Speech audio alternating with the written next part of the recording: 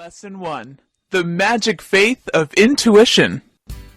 Prayer is telephoning to God, and intuition is God telephoning to you. True prayer means preparation. Having made your demands on the universal supply for any good thing, act immediately, as if you expected to receive it. Show active faith, thereby impressing the subconscious mind with expectancy. There was a lady who knew the law of preparation and purchased expensive magazines to give herself the feeling of opulence. Intuition told her to buy the magazines. One way to cultivate intuition is to say before sleeping, "In the morning, I'll know just what to do." Ideas will flash before you begin to reason. Prayer is telephoning to God, and intuition is God telephoning to you. Intuition comes from your superconscious mind. It is God within. The subconscious is simply power without direction. What you feel deeply or say with feeling is impressed upon the subconscious and carried out in the minutest detail. It is your soul and must be restored. Impress the subconscious with the perfect ideas of the superconscious mind, instead of the doubts and fears of the conscious mind. Do this by repeating an affirmation. Stand still and see the power within me. Through following intuition, you often go for one thing and get another. From the superconscious, the realm of intuition, what you should know will be revealed to you. Become very quiet and make affirmations. You have no need for resentment, resistance, fear, worry, all forms of fighting, etc. The situation you resent will be wiped out. Stand still. Keep your poise, and the power within will fight your battle. Anger and resentment blur vision and often affect eyesight, as well as prevent you from following your intuitive leads. For example, you met a friend on the street and you said gaily, "Aren't we having wonderful weather?" She replied, "Yes, but you are looking rather tired."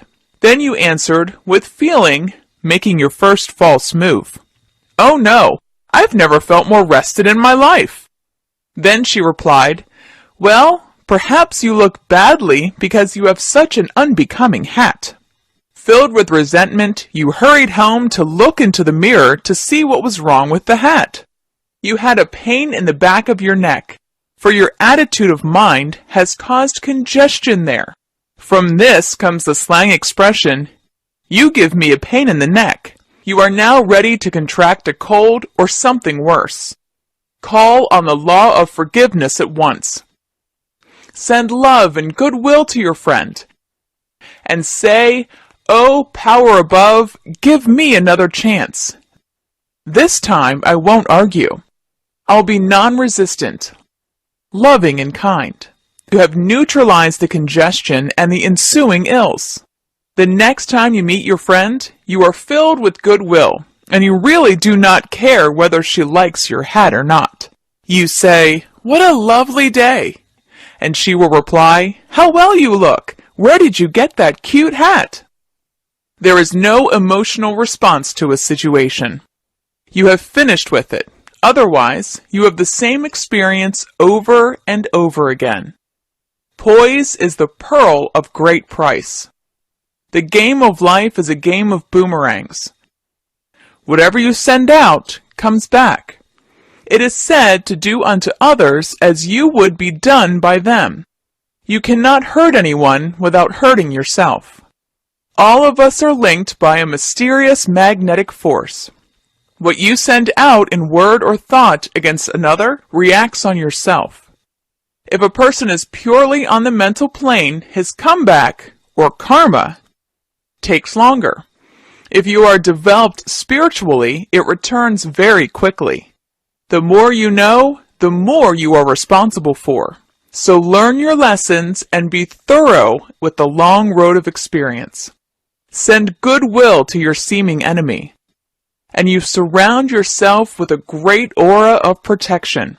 Your enemies are only those of your own household, your subconscious beliefs.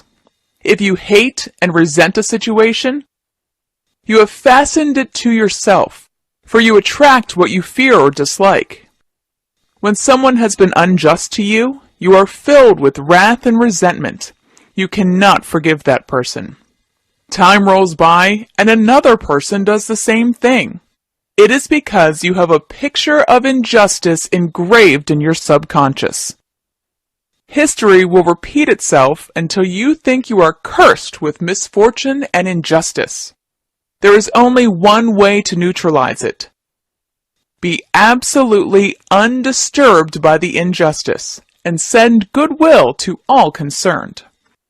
Affirm, "My goodwill is a strong tower around me.